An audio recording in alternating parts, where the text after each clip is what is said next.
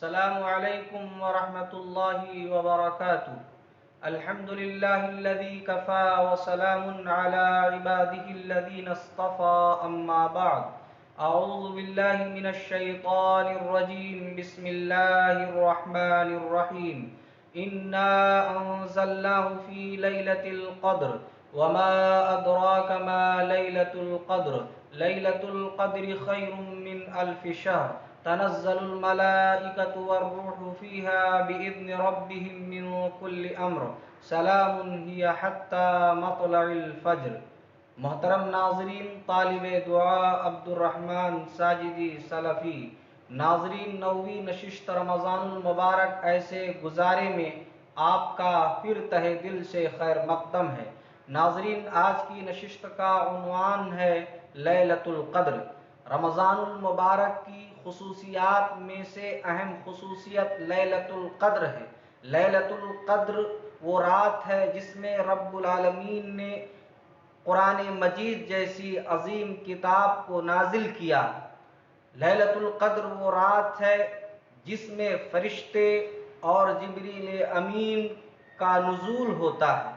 لیلۃ القدر وہ رات ہے جس میں ہمارے تمام معاملات کے فیصلے کیے جاتے ہیں، لہٰذا ہر مسلمان کو اس رات کی ساری سعادتیں حاصل کرنے کی پوری کوششیں کرنی چاہیے۔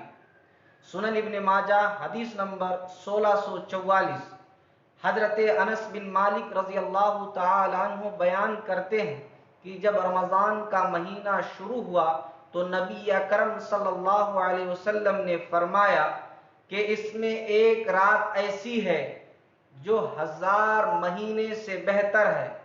جو شخص اس سے محروم ہو جاتا ہے وہ مکمل خیر سے محروم ہو جاتا ہے، یعنی اس کے خیر سے وہی محروم ہوتا ہے جو لیلۃ القدر سے محروم ہو جاتا ہے۔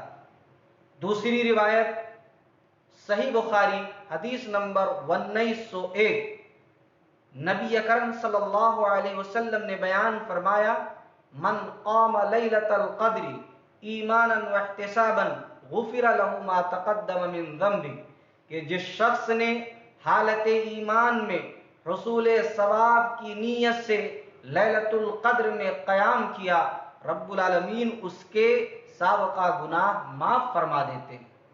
اس لیے آپ صلی اللہ علیہ وآلہ وسلم رمضان کے آخری عشرے میں ماں اہل و عیال عبادتوں کے لیے بڑی محنتیں کیا کرتے تھے۔ صحیح مسلم حدیث نمبر 2845، ام المومنین ام عائشہ صدیقہ رضی اللہ تعالیٰ عنہ بیان کرتی ہیں کہ نبی اکرم صلی اللہ علیہ وآلہ وسلم رمضان کے آخری عشرے میں باقی ایام کے بنسبت عبادتوں میں زیادہ کوششیں کرتے تھے۔ اسی لیے آپ صلی اللہ علیہ وآلہ وسلم کی معمول زندگی میں یہ ملتا ہے کہ آپ صلی اللہ علیہ وسلم رمضان کے آخری 10 دنوں میں بڑی محنتیں کیا کرتے تھے۔ صحیح مسلم حدیث نمبر 2844، نبی اکرم صلی اللہ علیہ وسلم رمضان کے آخری 10 دن خود جاگتے اور اپنے اہل و عیال کو بھی جگاتے۔ اسی طرح سے آپ صلی اللہ علیہ وسلم نے اس رات کے حصول کی پانے کی ہمیں اور آپ کو بڑی ترغیب دلائی۔ صحیح بخاری حدیث نمبر 2020، نبی اکرم صلی اللہ علیہ وسلم نے بیان فرمایا کہ رمضان کے آخری عشرے کی طاق راتوں میں تم لیلۃ القدر کو تلاش کرو، لہٰذا ہمیں اور آپ کو لیلۃ القدر کی پانے کی ہر ممکن کوششیں کرنی چاہیے، یعنی ان راتوں میں جاگنے کا، عبادتوں کے اہتمام کا، توبہ و استغفار کا، قرآن کریم کی تلاوت کا خوب اہتمام کرنا چاہیے۔ آئیے سنن ترمذی حدیث نمبر 3513، ام المومنین ام عائشہ صدیقہ رضی اللہ تعالیٰ عنہ بیان کرتی ہیں کہ نبی اکرم صلی اللہ علیہ وسلم سے پوچھا کہ اللہ کے رسول، اگر مجھے معلوم ہو جائے کہ یہی رات لیلۃ القدر ہے تو میں کیا کروں، میں کیا کہوں؟